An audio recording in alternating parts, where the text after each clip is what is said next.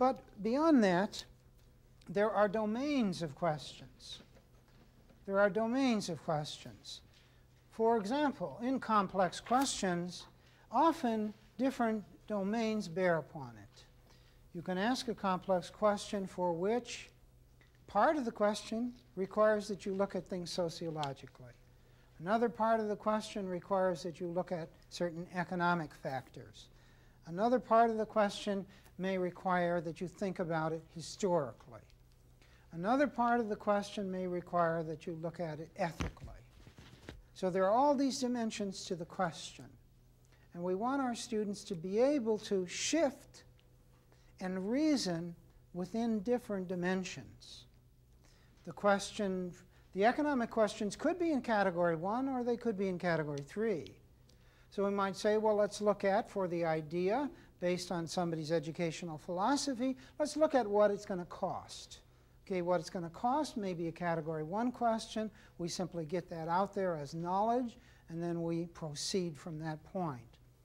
So to say that you might have component questions in a complex question that come from different domains doesn't mean that any one of these questions is necessarily a category 1 question of knowledge or a question of judgment. So we might have a political question of judgment and a historical fact that we take into account. We may have an ethical question of judgment and a sociological fact that we bring into the discussion, or vice versa. But the main thing is we want students to discriminate knowledge from judgment and both from preference. And we want students to respect that there are different domains of thought. And we want them to learn to move about in the different domains of thought with respect for these domains. And not to answer a historical question with an ethical judgment or an ethical question with simply a historical fact. Because this would simply be confusing the nature of what the question is asking.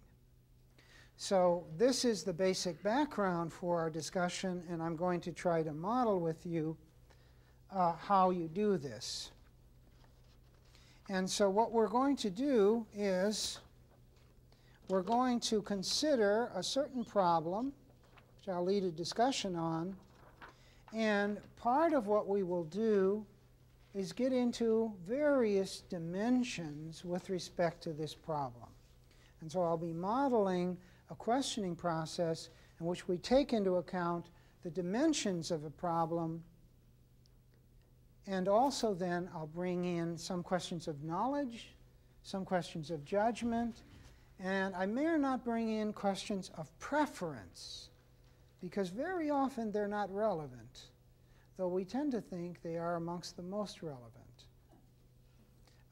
Because, you see, in the last analysis, if we're pursuing truth, we're trying to see things as they are, we're trying to acquire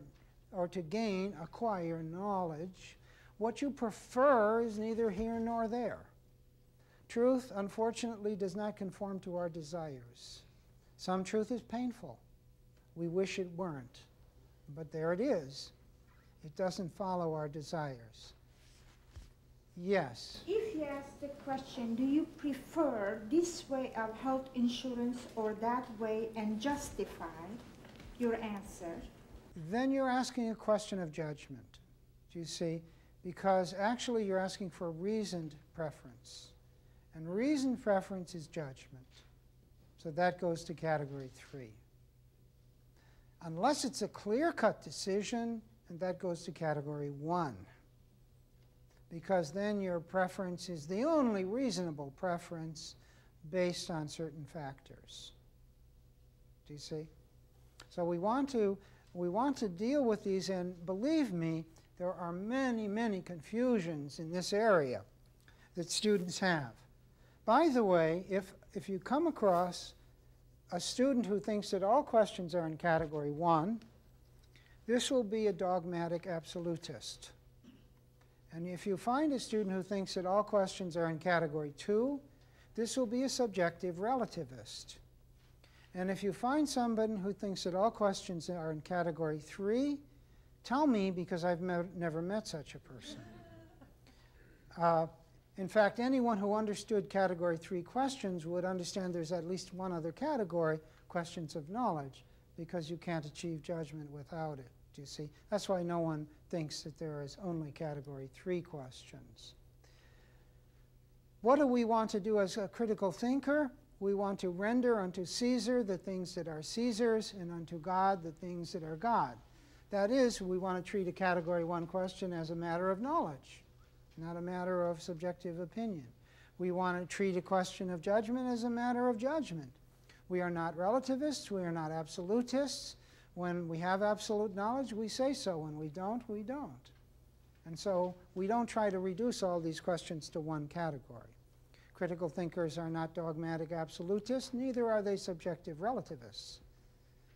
They judge in accordance with the circumstances and the facts. And if it is a fact that the Earth is spherical, then that is the way it is, and there's nothing wrong with asserting that that is the way it is. And even though there is a Flat Earth Society and they continue to have their meetings, they may simply be wrong. And so we don't necessarily adopt, do you see? And in fact, if we adopted the position of subjective relativism and that everything is a matter of subjective belief, there'd be no reason to do critical thinking in the first place, because all beliefs would be equally true. So why pursue any other than the ones you have? Just take whatever ones you have and just live with them. So subjective relativism is incompatible with critical thinking as I see it, as is also dogmatic absolutism, because it doesn't allow for matters of judgment.